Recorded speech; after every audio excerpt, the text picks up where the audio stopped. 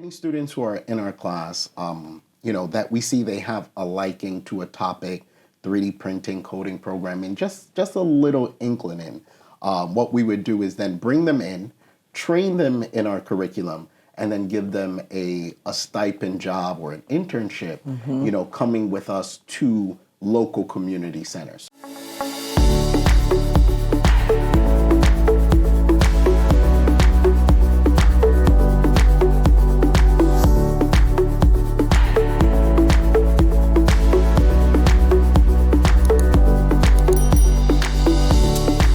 Welcome to Conversations with Verdel Jones. I'm your host, Verdel Jones, and we're about sharing informative and enlightening conversations and empowering your passion with purpose. We are so excited about our show today. Today's guest is a visionary leader who is transforming how young people from underserved communities access STEM education.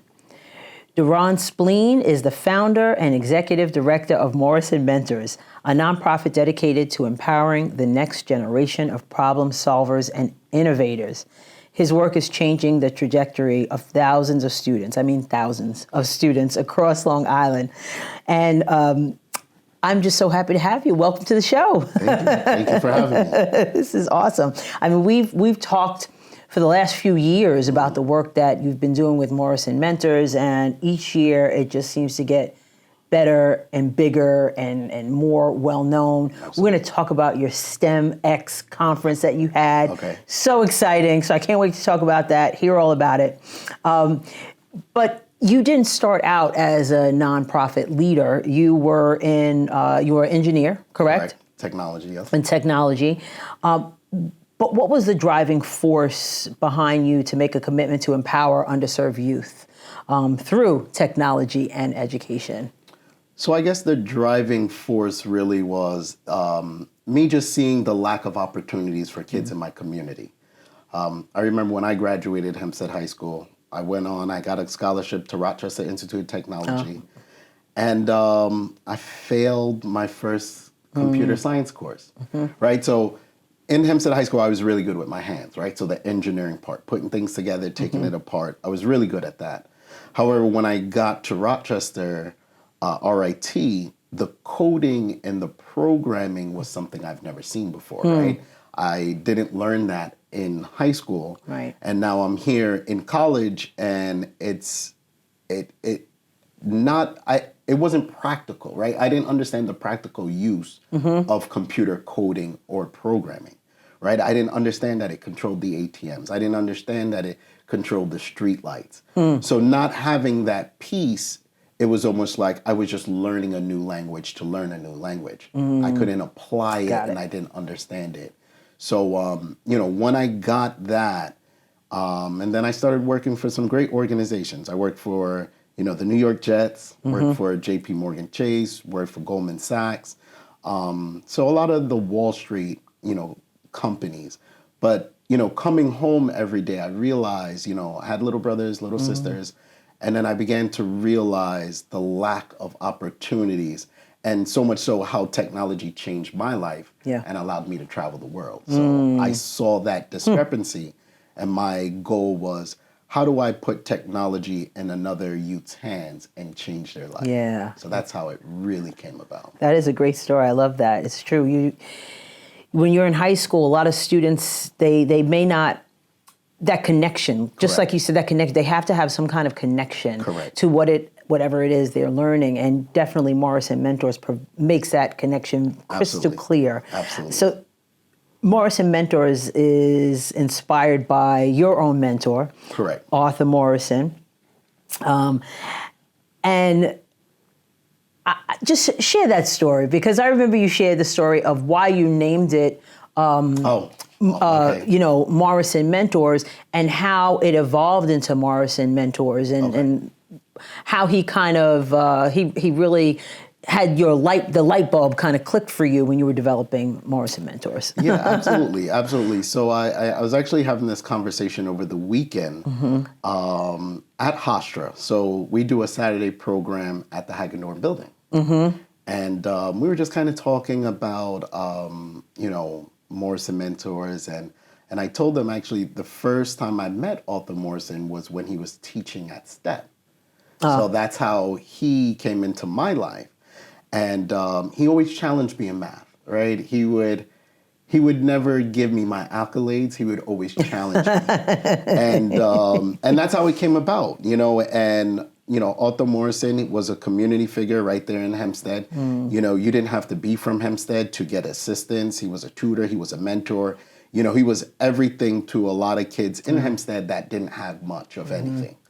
I went to Kennedy Park, right? That's where we had our, PAL, basketball, baseball, and he was always there. And one of the things he always pushed is getting your homework done, right? Get your homework done, then you can do the sports. Or you do your sports and then come get your homework done. And what it would be is it's a table of, different middle school, high school students just sitting at a table, just doing homework together. So it was a community for us. Right. And he would kind of float around one by one by one by one. But of course, that takes long, right? Especially when you have a game coming out at 7:00 and you need to get through your homework. And one of the things I said to him was, Arthur, we have to scale you, right? Like, we have to scale you. Like, I can't wait 15 minutes every time for you to come around to me. I need it now. And what he did at that moment was he sent someone else who he had, I guess, prepped or, groomed, to come and help me with math. And that's what it became after that, where if I knew this problem or I knew how to solve this problem, I would go help someone else. So it was just us kind of floating around, assisting each other in different skills, whether it was math, science, ELA, whatever it was, so that kind of picked up. And the story was, after, I saw all of it and I came back from college and I said, we need to scale you. I came up with, we're gonna start an organization called Arthur Morrison Mentors. And of course, he's very humble. He's just like, no, don't name it after it's me. Too much. No, but I got him to come on board, and he came on board. And the logo, the original logo, was AMM, right? So Arthur Morrison Mentors. However, I couldn't squeeze the A in it. Right? Because, the logo is like graduating caps. There's graduating caps to kids with a graduating cap. And I came back to him. I was like, Arthur, I think we might have to change it. We might have to change it to just Morrison Mentor so that the logo looks nice and it rolls off the tongue and it's this, that, and the third. And he was just like, yeah, that sounds good. And that's how we And that's how it started. And that's the basis of your program. So for those people who are not really familiar with what Morrison Mentors does, can you just give us a snapshot of what you do in relation to STEM? Absolutely. So we're a mobile STEM organization. So we travel throughout Nassau County and Suffolk County teaching students about STEM education at the very basic level, right? So we work with kindergartners all the way, even high school graduates, because we do have college students who come. I guess that would be the second phase. So the first phase, or the first pillar, is really just STEM education. Local library, school district, recreational centers, you name it. As long as it has a wall and we have some tables, we'll bring laptops, we'll bring our projectors, we'll set up and we'll do a lesson, based on whatever curriculum or whatever they're trying to accomplish there. We custom make the curriculum and we deliver it. So that's the one pillar. The second pillar is any students who are in our class, that we see they have a liking to a topic, 3D printing, coding, programming, just a little inkling in. What we would do is then bring them in, train them in our curriculum, and then give them a stipend job or an internship, coming with us to local community centers. So if they, let's say they lived in Uniondale, they would come with us to Uniondale Public Library. So they wouldn't have to travel far. They would just travel within their community and they would assist, whether it's, packing the bins, lifting the bins, eventually that's how it starts. And then we begin to see them develop where it's just like, all right, I want to be a co-lead. I don't want to just be an assistant. I want to be a co-lead. Can I lead this slide?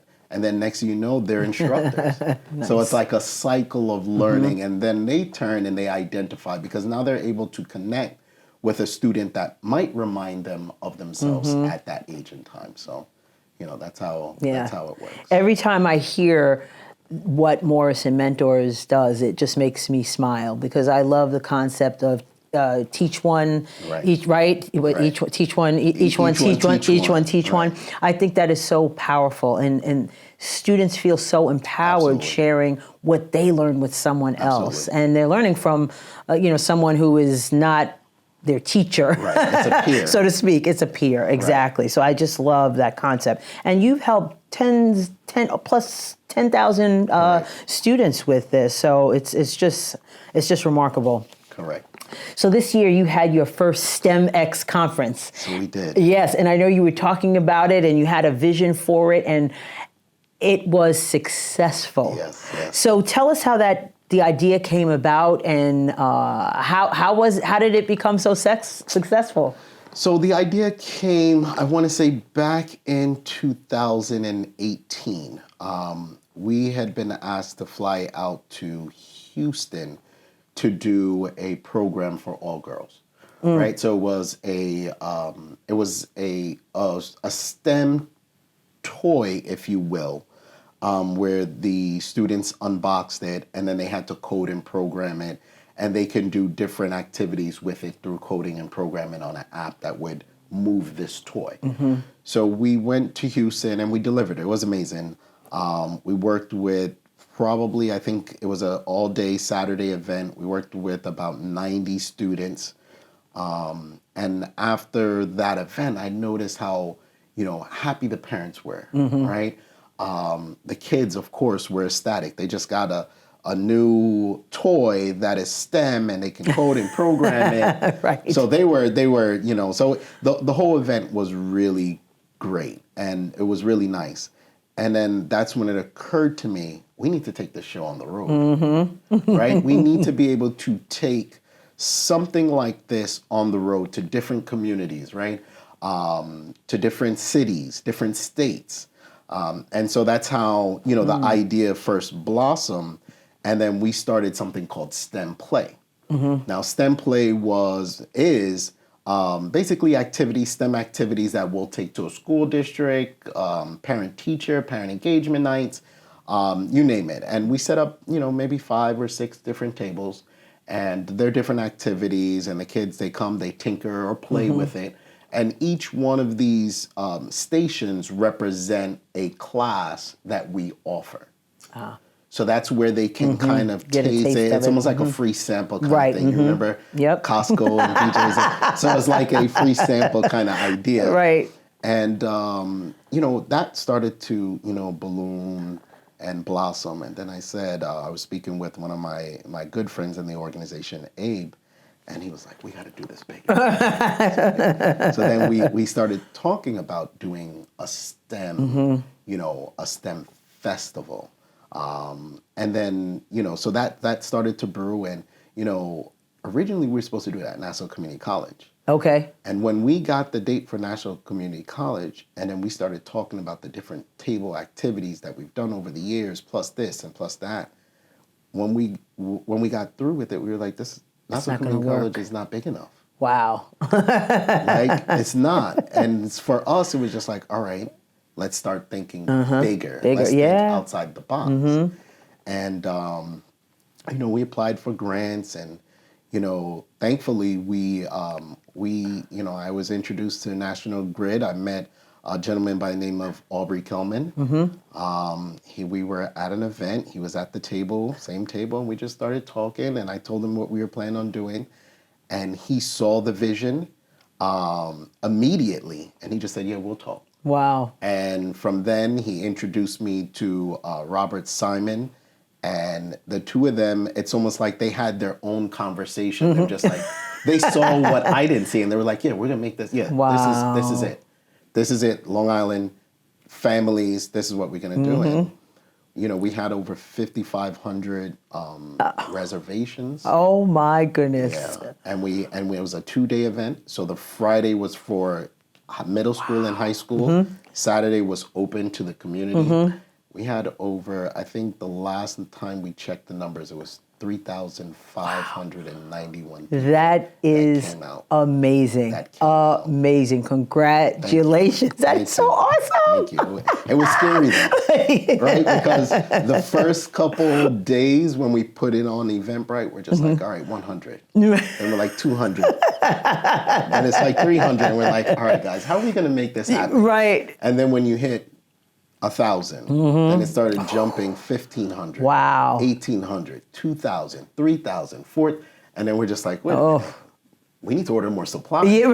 So we just started ordering supplies, training. So it was scary in the beginning, Right. and then it was scary towards the end, but it was fun. I'm sure it was amazing. It was a great success. And when is next year's? So next year, so we are looking to hold that Columbus Day weekend. Okay. Because, a lot of families may not travel that Columbus Day weekend. Right. School just started. Right, yes. It's a good place or it's a great time for people to engage in the different activities. So we're going to be looking again at Columbus Day weekend. We're looking at, a National Grid, been great supporters. They saw it and they're just like, all right, what if we did Wednesday, Thursday, Friday? I'm like, let's try Thursday, Friday, Saturday first. Let's do the 2-day. Let's do a 3-day now. But they've been very supportive, and just educating people on energy awareness and technology and how our students should be utilizing technology. Right. They've been really pushing that and having an impact in the community. That is great. And it was at an event you met an individual and just started talking about this. That's the importance of sharing what you're doing. Right. And your work is so important, and students love it, and they get to learn and teach others. So it's a powerful thing. Absolutely. So It sure is. And the representation matters too. I know that it's a big piece as well. And why is that representation so important and critical, especially in this type of work with STEM? Yeah, definitely, because technology as it is, it's almost like it doesn't. Some technology, it just seems like non-existent, right? Like coding program, how does it work? Yeah. Right? When you talk about Wi-Fi, like how does it travel? Right. So there's a mystique to technology as it is. Yeah. Right? So when you are able to bring in mentors and instructors, educators that look like the students they're serving, living in the communities that you're serving these students, and then at the same time, peers to these students. They listen different, right? They hear different. They sure do. Right? They speak a different language. So as long as we're able to, cultivate and, support and develop the interactions and how they interact and what they're interacting with, then it has more power. It's empowering now that another student can pick it up and want to be. Right. Several times we'll get students who are 2 years apart, 3 years apart, and they'll turn to me and say, "Is he really getting paid for this? Because I can do this." Right. And it's just like, well, I don't know. Show me. And you'll find that they want to show, because kids are. If you give them the right space, they can be competitive. Right. The right way. Absolutely. And that's what it's about, is making sure that they're competitive and giving them the resources to compete, because that's what we're dealing with in this global world, right? Absolutely. So they have to be able to compete. They have to compete globally. Right. So that's the goal. So how can people reach out to you? How can they support you? What ways can they support you? Just let them know right in that camera over there. Absolutely. So we are right in the heart of downtown Hempstead. We are building our innovation hub, which is going to be a incubator / cafe kind of idea, where we're going to not always go out and bring in talent, but we're hoping that the talent will come to this location. And with that incubator spot, we are looking to raise money to build it out. So we already secured the spot, the location, and now we're looking to renovate it completely. So we've launched an initiative called A Dollar Difference, where we're just looking for $1 from each individual. So we're trying to reach as many people as possible, and all we're asking for is $1. So if you go to our website, www.mmentors.org, donate. There's a donate button on the top. You'll be redirected to our GoFundMe page that we're looking to raise. Like I said, it's $1 difference initiative. So all we're looking for is $1 from you. All right, so people out there, you can give $1. That's it. That's all we're asking for. You can give $1. I love that. Before I let you go, one quick question for you, like a fire round question. One word to describe the future of Morrison Mentors. Epic. Oh, yes. Absolutely, absolutely. I want to thank you so much for being here. Thank you for having me. And the work that you're doing is so powerful, uplifting our youth and giving them the tools to be successful and to compete on a global scale, I think is so important. So if people want to know more about Morrison Mentors, make sure that you support them. It supports our youth.